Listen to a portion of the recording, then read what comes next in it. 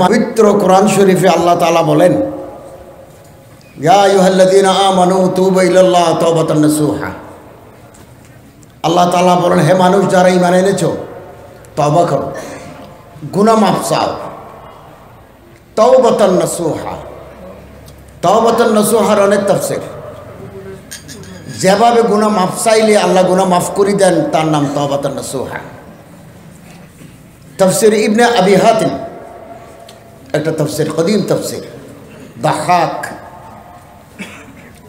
মুকাতিল যেমন মুফাসসিরে কোরআন, ইবনে আবি হাতিম মুফাসসিরে কোরআন, উনি লিখেছেন আত-তাওবাতু হিয়া আন-নাদামা, লজ্জিত হয়ে যাওয়া, অনুশোচনাগ্রস্ত হয়ে যাওয়ার নাম তওবা। এক তাফসীর। দুই নম্বর তাফসীর আল্লামা কাজী সানাউল্লাহ পানিপতি তাফসীরে মাজহারিতে লিখেছেন, মাখনের ভিতরে যদি চুল পড়ে, চুলটা ধরে টান দিলে চুলের সাথে কোনো মাখন লাগে না। গুনাহ থেকে এভাবে বেরিয়ে আসো। গুনাহ ক্যান্সার, গুনাহ মারাত্মক ব্যাধি, ঘাতক ব্যাধির নাম পাপ, গুনাহ কাবায়ের সাগায়ের। গুনাহ থেকে এভাবে বেরিয়ে আসো, শরীরে যেন গুনার কোনো গন্ধ না থাকে। আরেক তাফসীর আল মাআলিমুত তানজিল আল মারুফ বিহি, তাফসীর বাগাবী, মাআলিমুত তানজিল। ওই কিতাবে আছে, গাভীর ওলান থেকে যদি দুধ দহন করে বালতিতে লই, 10 কেজি দহন করে লইলাম, 2 কেজি যদি আবার ভিতরে ঢুকে দিতে চাই, সুযোগ নাই। দহন করা দুধ ওলানের ভিতরে ফেরত দেওয়ার সুযোগ নাই। গুনাহ থেকে এভাবে বেরিয়ে আসো, তোমার বন্ধু বান্ধবে সাফাসাফি করলে যেন আবার গুনার ভিতরে ঠেলে দিতে না পারে, তার নাম তাওবাতান নাসুহা। 70টা বড় গুনাহ আছে, 70। এর ভিতরে আল্লামা শামসুদ্দিন জাহাবী, চোখের গুনাহ সবচেয়ে বড় পাপ। বিদ্যা, বুদ্ধি, নেতৃত্ব, সমাজসেবা মুহূর্তের ভিতরে ধ্বংস হয়ে যায় চোখের গুনার কারণে। আর নজরে সাহামুল মাসমুম মিসাহাম ইবলিস, কুদৃষ্টি, বদনগাহি, শয়তানের বিষাক্ত তীর। আমরা যেই যেখানে আছি না কেন, আমরা কেউ ছাত্র, কেউ শিক্ষক, কেউ ব্যবসায়ী, কেউ কৃষিজীবী, কেউ চাকরি করি, কোনো না কোনো জায়গায় আছি, চোখ হেফাজত করতে হবে। চোখ, আল্লাহ তাআলা আল্লাহ রসুলকে বলেন, বিসমিল্লাহির রহমানির রহিম, কুল লিল মুমিনিনা ইয়াগুযু মিন আবসারিহিম ওয়া ইয়াহফাযু ফুরুজাহুম।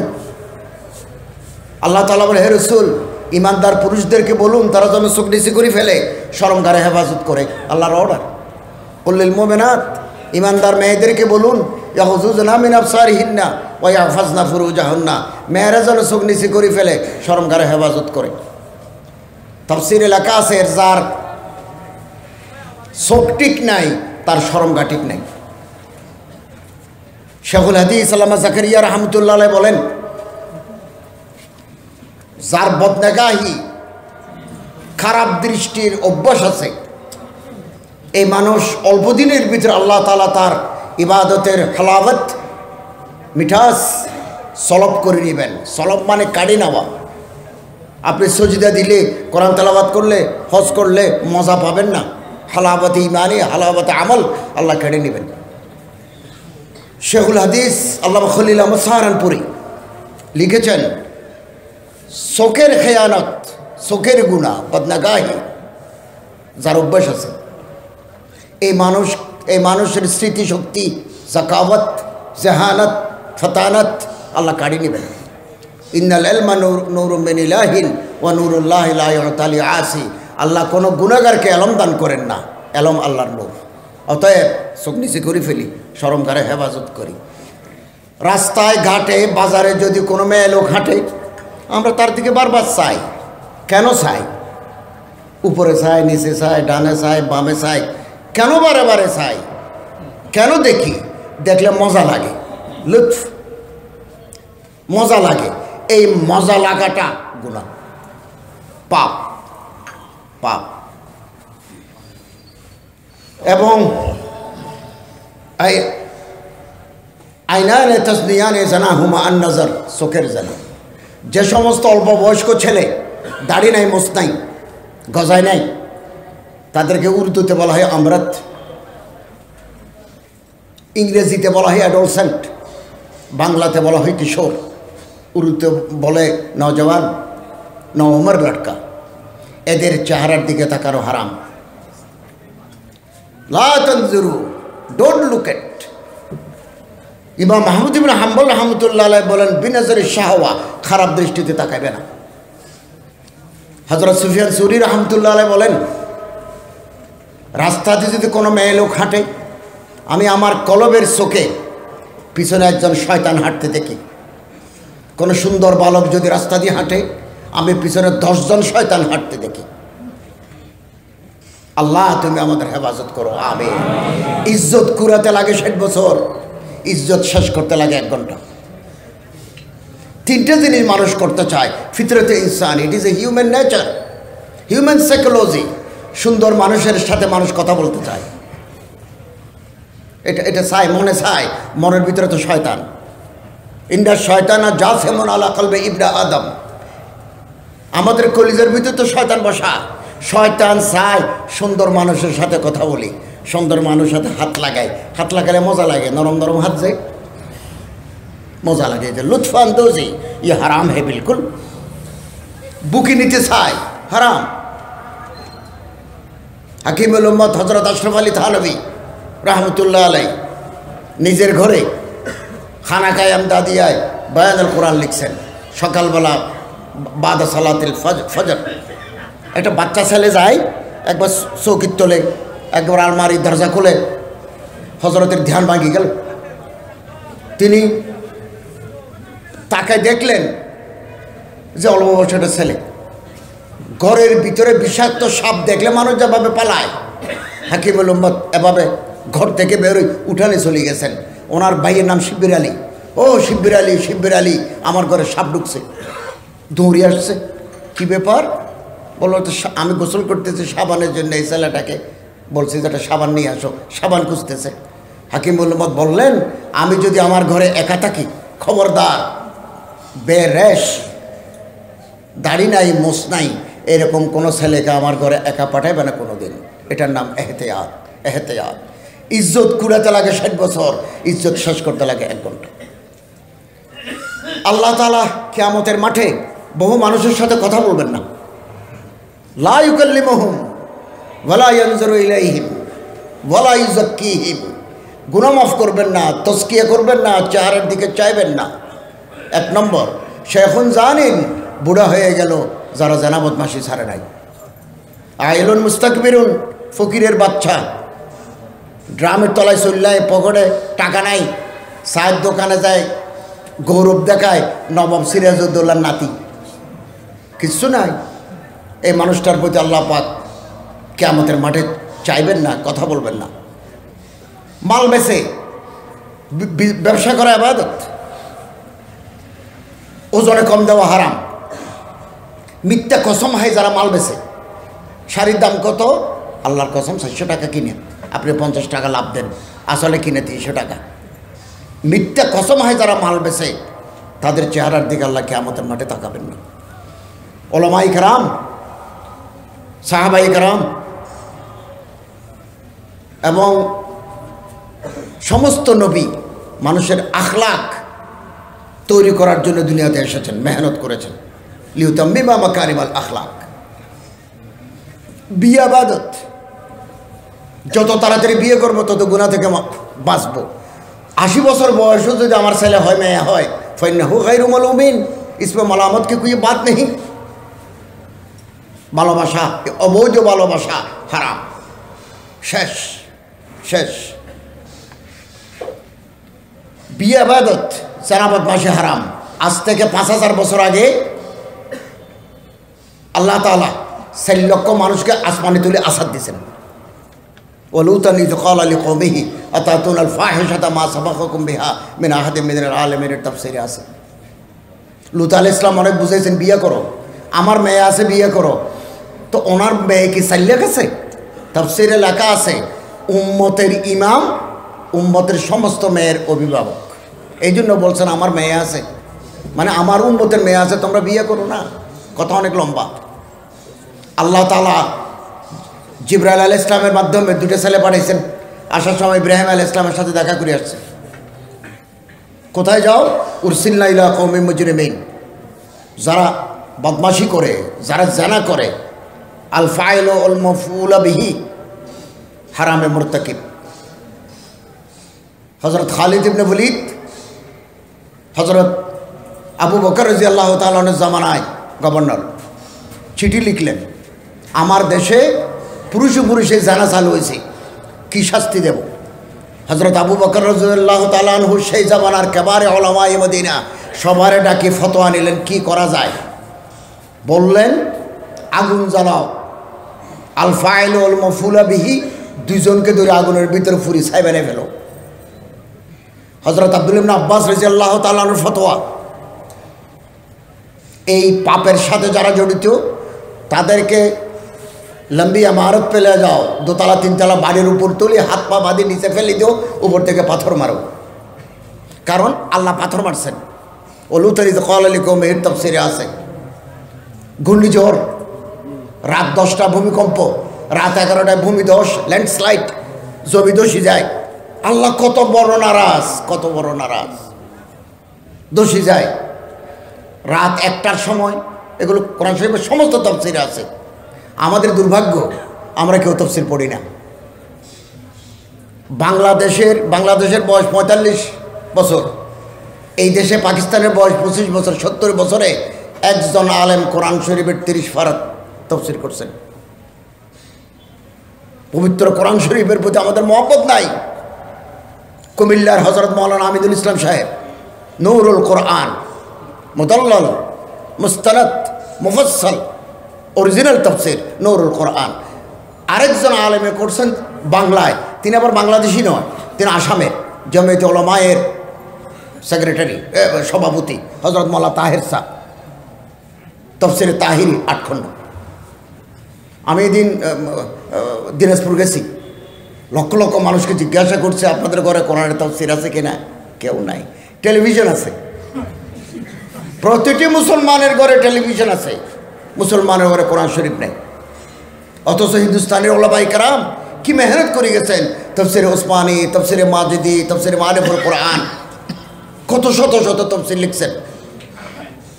হিন্দুস্তান, পাকিস্তানের ওলামায়ে কেরাম, আল্লাহ আমাদের তাফসিরি খিদমত আম করে দেওয়ার তৌফিক দান করুন, আমিন। আল্লাহ তাআলা হযরত জিবরাইলকে অর্ডার দিলেন, ওই হযরত লূত আলাইহিস সালামের দেশের নাম সদুম, ওই পারে ইসরায়েল, এই পারে জর্দান। আল্লাহ অর্ডার দিলেন, বর্ডার দড়ি পাকা গাড়ি দিও, 600 পাকা আছে, জিবরাইলের পাকা গাড়ি দিল। আল্লাহ অর্ডার দিলেন টান মারো, পুরা জমিন টানি ছিঁড়ে ফেলছেন, গাছ পালা, রোড, বিল্ডিং আসমানে নিয়ে গেছেন। এবং টেবিলের উপরে একটা গ্লাস ছিল, এই গ্লাস পর্যন্ত নড়াচড়া করে নাই, কেবল কুত্তা গেউ গেউ করছে।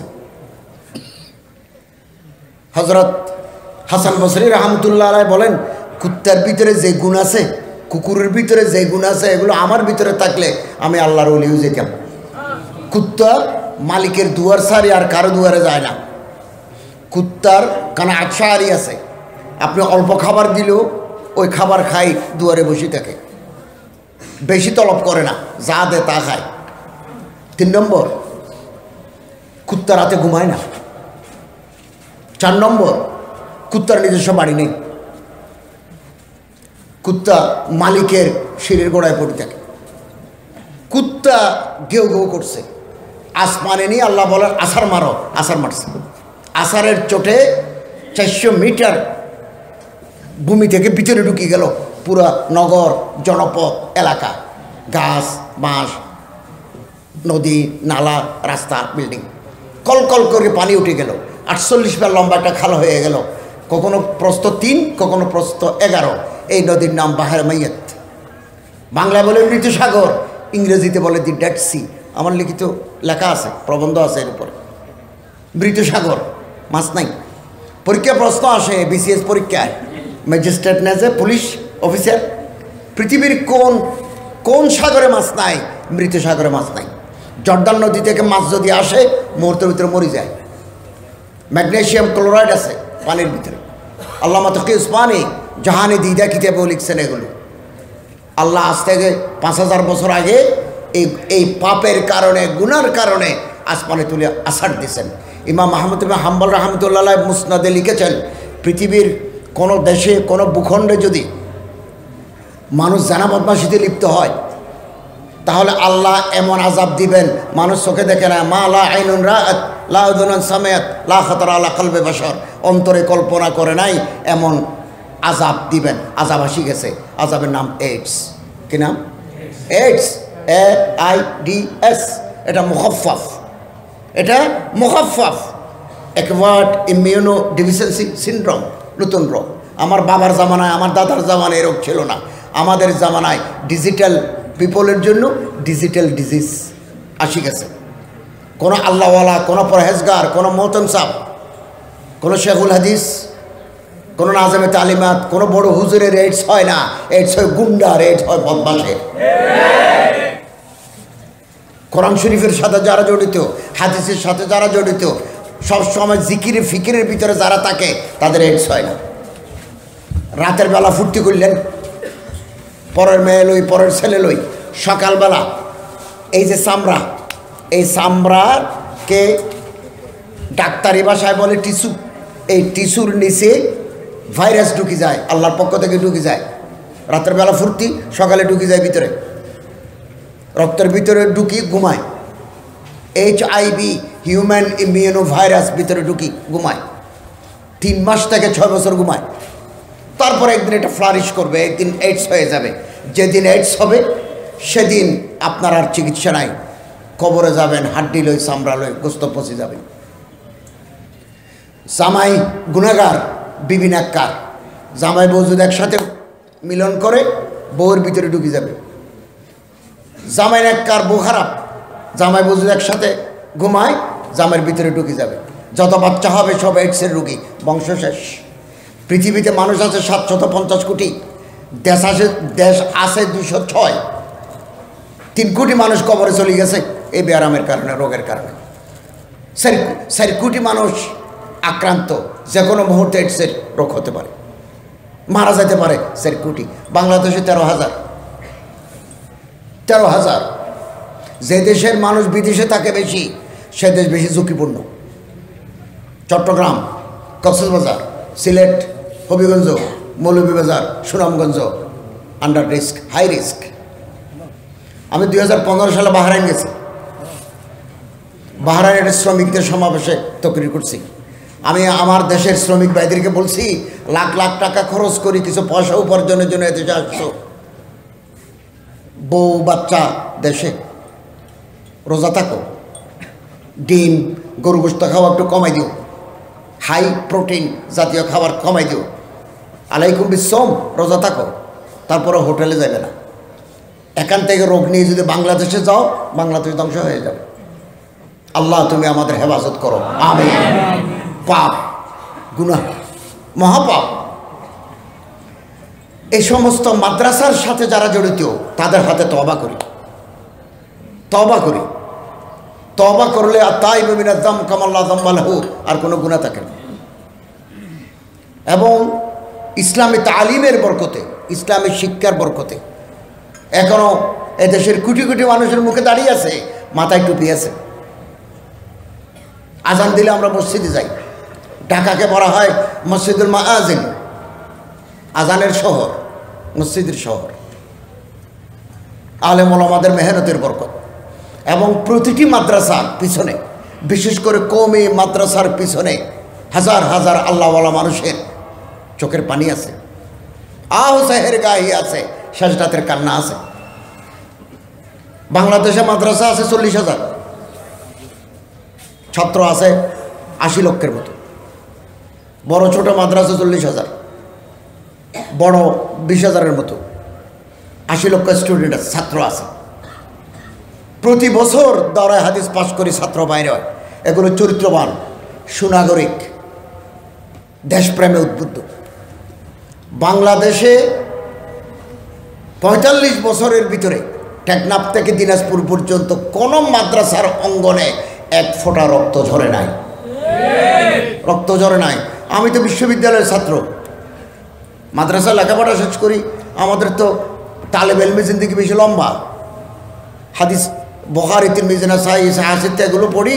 আমরা আবার কলেজ বিশ্ববিদ্যালয়ে গেছি বহু বছর, একদিন দুদিন নয়। একবার অনার্স, আরেকবার MA, একবার MPhil, আরেকবার PhD। কলেজে মাস্টারি করি 25 বছর, আর 2 বছর চাকরি আছে। সন্ত্রাসী, জঙ্গি, উগ্রবাদী এগুলো মাদ্রাসার ভিতরে নাই। আমারে বানাতে, গবেষক হিসেবে বানাতে বাংলাদেশ সরকারের, রাষ্ট্রে লক্ষ লক্ষ টাকা খরচ হয়েছে।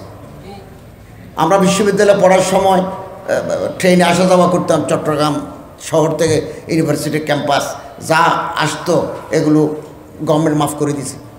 অনার্সে, MA-তে, MPhil-এ পয়সা দিতে হয় নাই, উল্টা পাইছি, স্কলারশিপ পাইছি লক্ষ লক্ষ টাকা। একজন লেকচারার যত বেতন পায় আমরা গবেষণা করার সময় এই পরিমাণ বেতন পেয়েছি। এবং আমাদের যে বাহাস থিসিস হাদিসের উপরে, খুতবাত রাসূলের উপর করছি, এটা এক্সামিন করার জন্য যে প্রফেসররা আসছেন ইন্ডিয়া থেকে, ঢাকা থেকে, ওনাদের বিমান ভাড়া ওনাদের হাদিয়া দিয়েছেন ইউনিভার্সিটি। একজন গবেষক বানাতে, ডাক্তার বানাতে, ইঞ্জিনিয়ার বানাতে, জজ বানাতে, পাইলট বানাতে রাষ্ট্রের লক্ষ লক্ষ টাকা খরচ। আর একজন আলেম, মুহাদ্দিস, মুফতি, মুনাজির বানাতে গভর্নমেন্টের 1 পয়সাও খরচ নাই।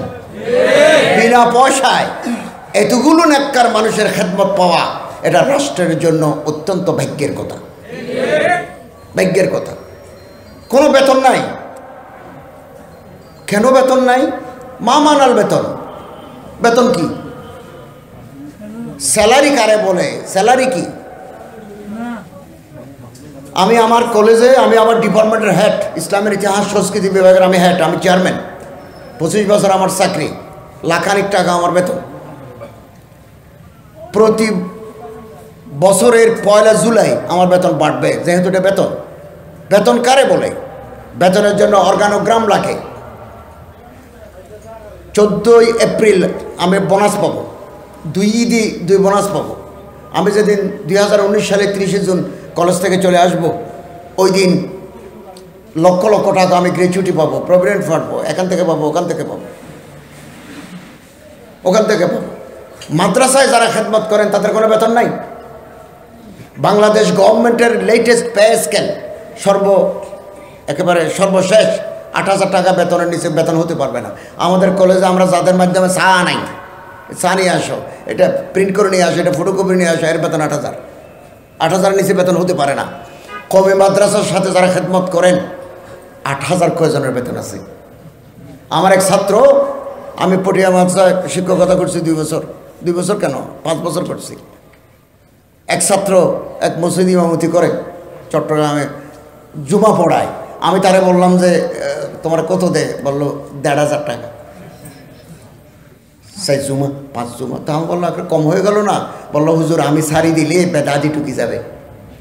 এই যে চেতনাবোধ, দেওবন্দিয়ত, হক্কানে রব্বানি সিলসিলা জারি রাখার জন্য মাত্র 1500 টাকা হাদিয়া লই মসজিদ ইমামতি করে যায়, ইমামতি করে যায়। 60 বছর পূরণ হয়ে গেলে আমরা কলেজ থেকে চলে আসব।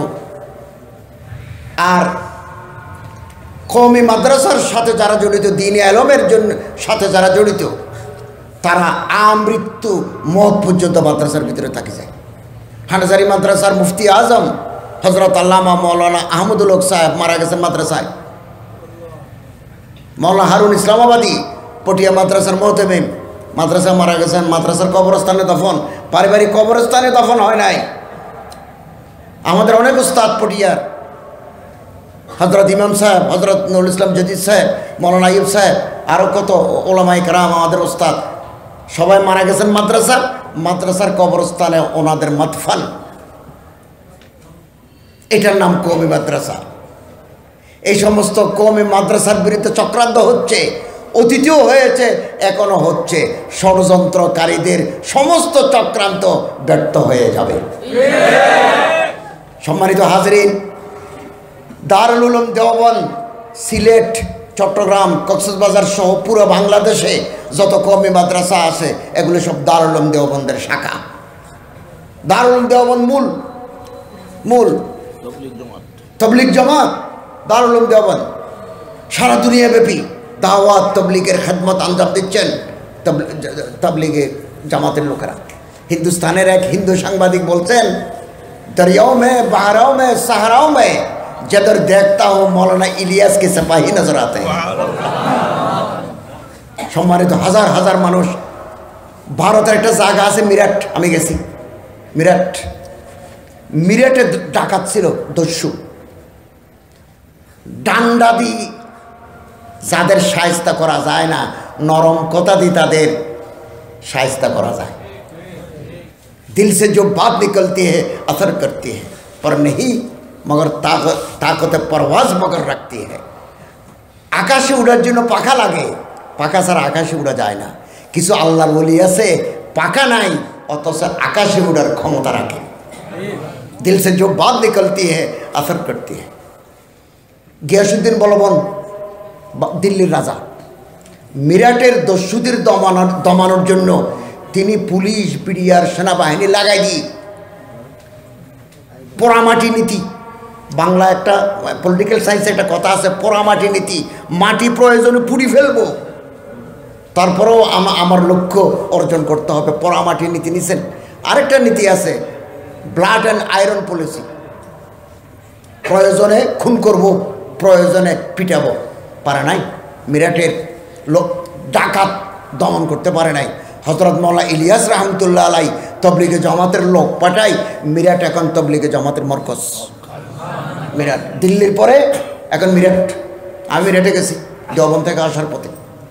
সম্মানিত হাজির, সারা দুনিয়া ব্যাপী মোবারক জামাত, আল্লাহ এই জামাতকে কিয়ামত পর্যন্ত জারি ও বাকি রাখুন।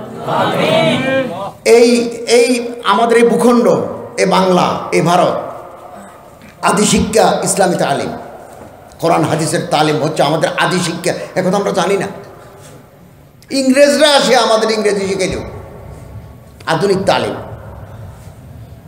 1757 পলাশি, 1857 সিপাহী বিদ্রোহ। সব সময় দালাল আছে। আমাদের জমানায় যেমন দালাল আছে, রাসূলুল্লাহ সাল্লাল্লাহু আলাইহি ওয়াসাল্লামের জমানায় দালাল ছিল, সাহাবায়ে কেরামদের জমানায়ও দালাল আছে। এরা মুনাফেক। মুনাফেকরা ইসলামের পিঠে ছুরি মারি দিয়ে, দুশমনে মারে বুকে, মুনাফেক মারে পিঠে। 1500 বছরের ইতিহাসে কাফের মুশরিকরা ইসলামের যত ক্ষতি করেছে তার সাথে বেশি ক্ষতি করেছে মুনাফেকরা। বাংলায় শেষ করে দিয়েছে মীর জাফর, দাক্ষিণাতে শেষ করে দিয়েছে মীর সাদেক, স্পেনে শেষ করে দিয়েছে আমর ইবনে হাফস, মদিনায় শেষ করে দিয়েছে আব্দুল্লাহ ইবনে উবাই ইবনে সালুল। এই জন্য আল্লামা ইকবাল বলেন, জাফর আজ বাঙ্গাল, সাদেক আজ দক্ষিণ, নঙ্গে আসলাফ, নঙ্গে কৌম, নঙ্গে বতন আস্ত। শেষ করে দিছে। টিপু সুলতানকে মারি ফেললো, দখল করে ফেললো দাক্ষিণাত্য। 1857 ইংরেজরা আসি, এই দেশে 58 লক্ষ মাদ্রাসা ছিল ব্রিটিশ আমলে, ব্রিটিশের আরও আগে।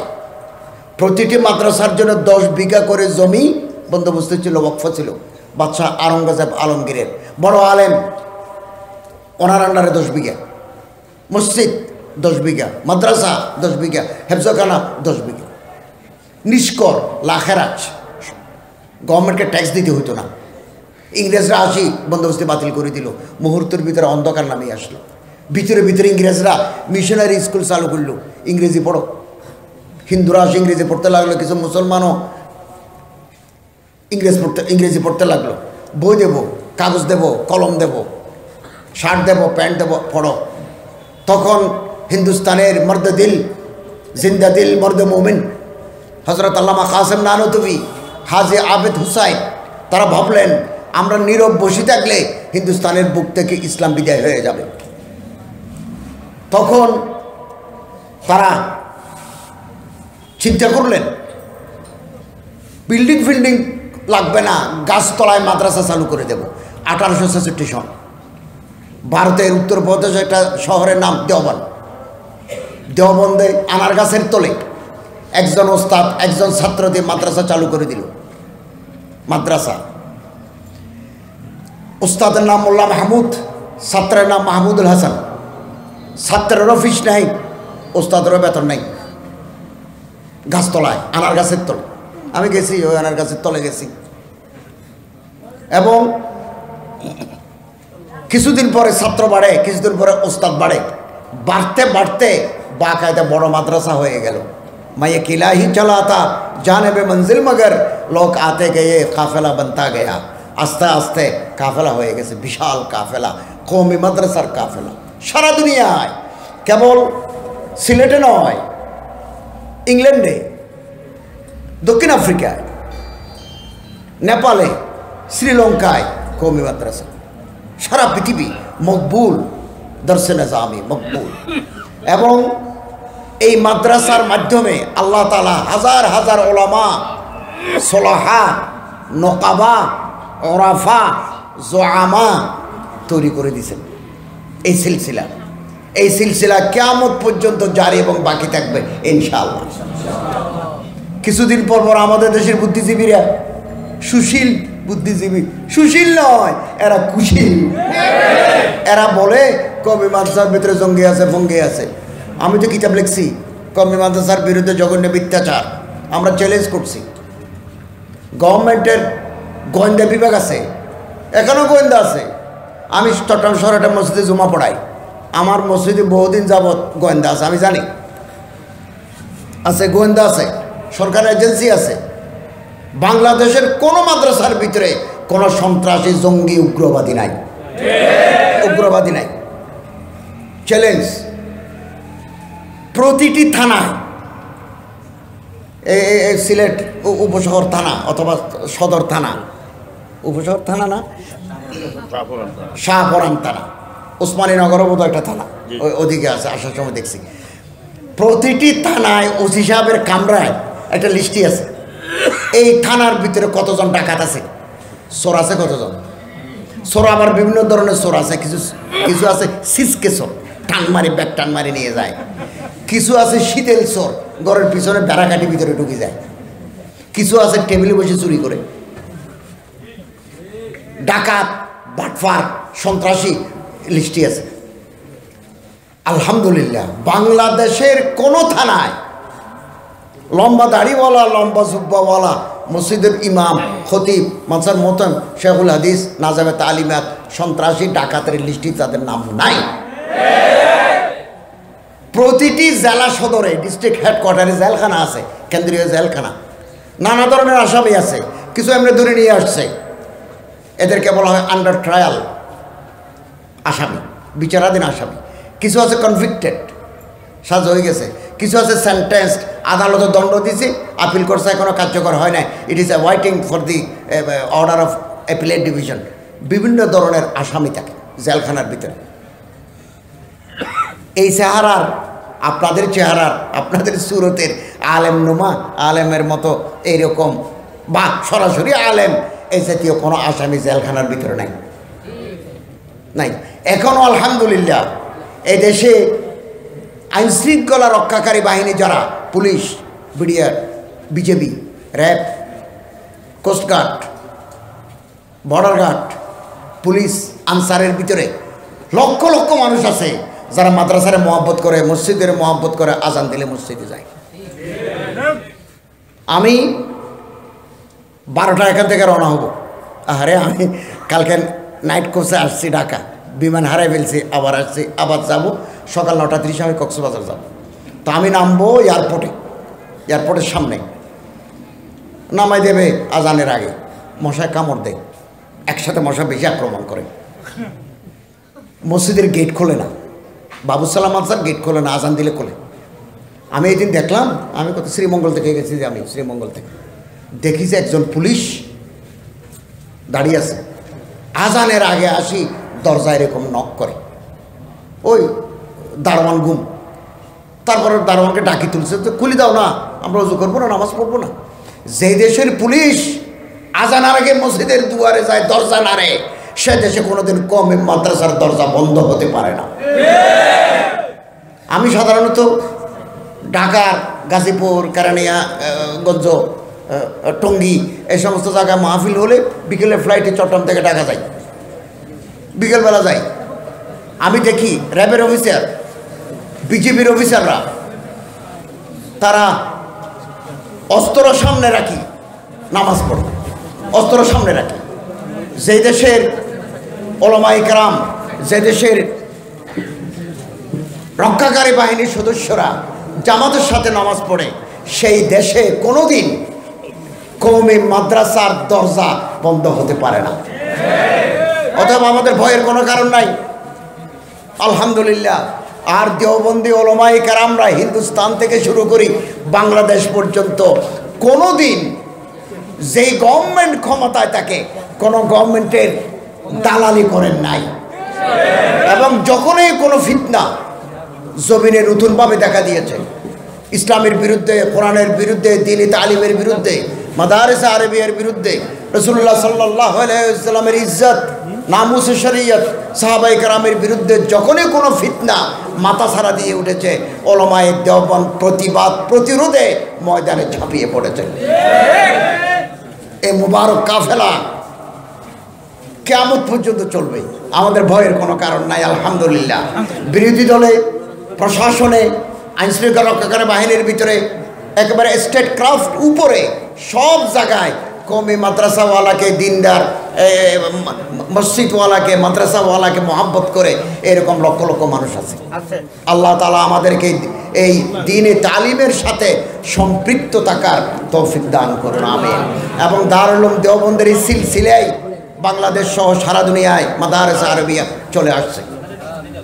এবং হযরত আরশাদ মদনী জিদাত মাআলিকুম বলেছেন, পৃথিবীর কোনো দেশে যদি মাদ্রাসা না থাকে, 4 প্রজন্ম যদি মাদ্রাসা থেকে খালি যায়, আমার এই জামানা ফার্স্ট জেনারেশন, আমার ছেলের জামানা সেকেন্ড জেনারেশন, আমার নাতির জামানা থার্ড জেনারেশন, আমার নাতির ছেলের জামানা ফোর্থ জেনারেশন, চতুর্থ প্রজন্ম, 400 বছর, 300 বছর।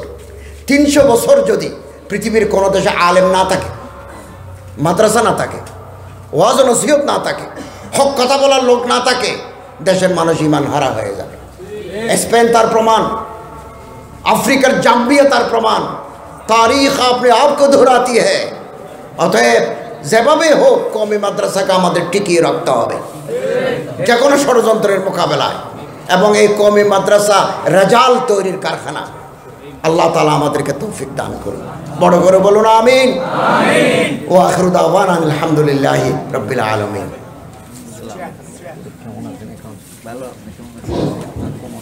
আলহামদুলিল্লাহ,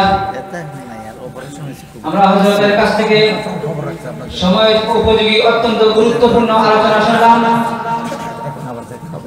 আহলে মাহফিলের পক্ষ থেকে হযরতকে মোবারকবাদ জ্ঞাপন করছি। সময় সংক্ষিপ্ত থাকার কারণে